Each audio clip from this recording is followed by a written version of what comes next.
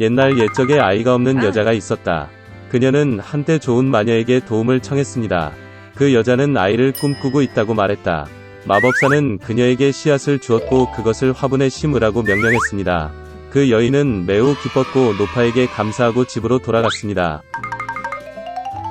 집에서 그녀는 씨앗을 심고 물을 주고 참을성 있게 기다리기 시작했습니다. 곧 튤립처럼 크고 멋진 꽃이 화분에서 자랐습니다. 꽃잎이 열리자 안에 작은 소녀가 있었습니다. 그녀는 1인치도 안 되는 아주 작았습니다. 따라서 여자는 엄지공주라고 불렀습니다. 어느 날 밤 엄지공주가 잠이 들었을 때 축축하고 못생긴 거대한 두꺼비가 집 창문 위로 올라갔습니다. 그녀는 잠자는 소녀를 붙잡고 서둘러 늪으로 갔다. 두꺼비는 못생긴 아들을 아름다운 썸벌리나와 결혼하기로 결정했습니다. 그녀는 소녀가 달아나지 않도록 넓은 백합이 위에 강 한가운데 그녀를 심었습니다. 아침에 썸벌리나는 잠에서 깨어 집에 있지 않지만 주위에 물이 있다는 것을 깨달았습니다. 소녀는 끔찍한 운명이 그녀를 기다리고 있다는 것을 깨달았을 때 몹시 울었습니다. 이 순간 작은 물고기가 헤엄쳐 지나갔다. 그들은 썸벌리나에 대해 미안하다고 느꼈습니다.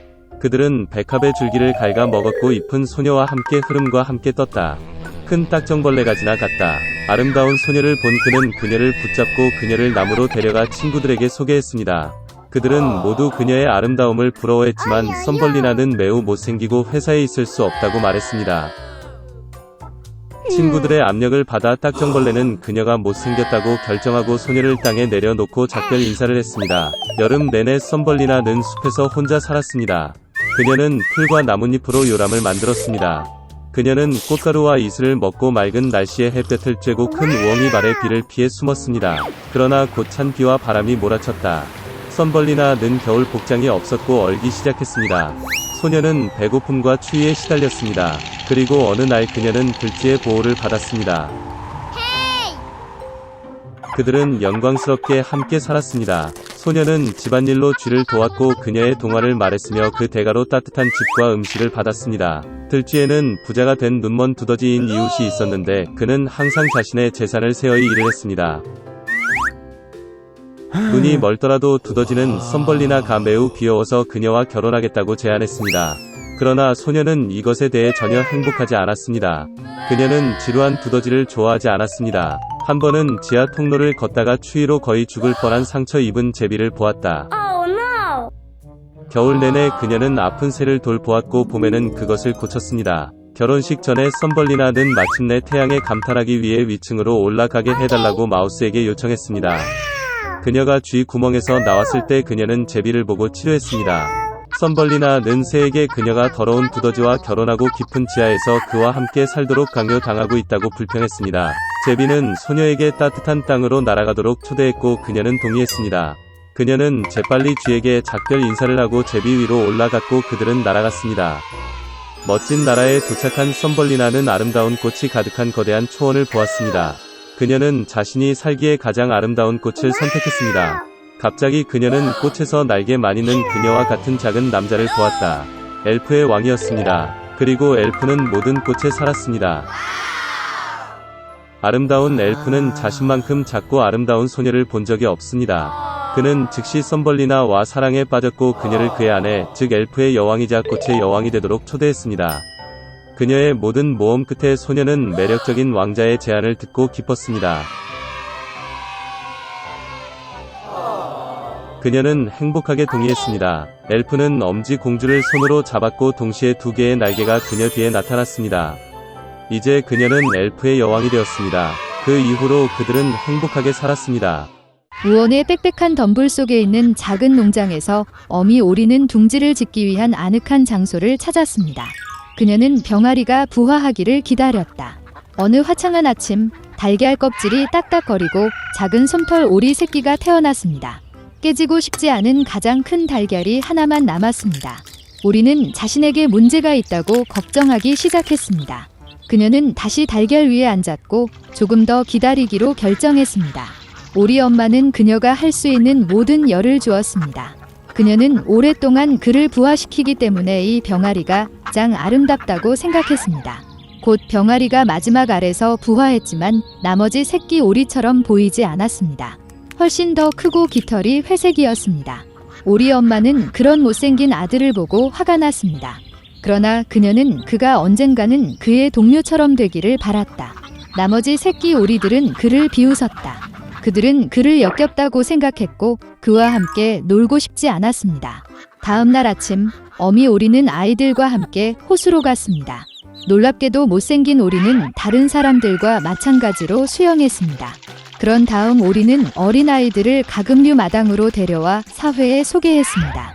그녀는 오리 새끼들에게 지역 주민들과의 행동 규칙에 대해 말했습니다. 오리는 가장 고귀한 뚱뚱한 드레이크에게 그 무리를 선물했지만 그는 못생긴 오리를 공격했고 그녀는 실패한 병아리를 보호해야 했습니다. 패트 드레이크는 마당에서 괴물을 몰아내라고 명령했습니다. 어머니는 그가 자라서 다른 새끼 오리처럼 될 것이라고 확신했습니다. 괴롭힘과 굴욕을 견딜 수 없었던 못생긴 새끼 오리는 가금류 마당을 떠났습니다.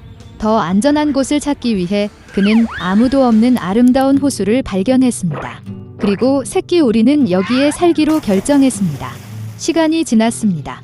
외로움에도 불구하고 못생긴 오리 새끼는 아무도 자신을 화나게 하지 않아서 기뻤습니다. 그러던 어느 날 긴 목을 가진 아름다운 하얀 새가 그의 호수로 날아갔습니다. 못생긴 새끼 오리는 그것이 어떤 종류의 새인지 몰랐지만 그는 감탄하면서 그것을 보았다. 그는 온 마음을 다해 그녀를 사랑했습니다. 오리가 이 사랑스러운 하얀 새처럼 되고 싶어요.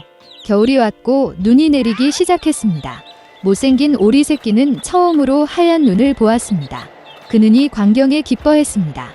그러나 겨울이 눈이 많이 내리기 때문에 새끼 오리가 먹이를 찾기가 매우 어려웠습니다. 그는 음식을 찾아 동네를 돌아다녀야 했습니다. 그는 춥고 피곤했습니다. 그래서 못생긴 오리는 농부의 집에 도착했습니다. 농부는 얇고 불행한 병아리를 보았을 때 그를 미안하다고 느꼈습니다. 농부는 살이 찌고 자랄 때까지 오리 새끼를 키우기로 결정했습니다. 봄이 왔다. 주인은 병아리를 잘 돌보았고 그는 많이 자랐습니다.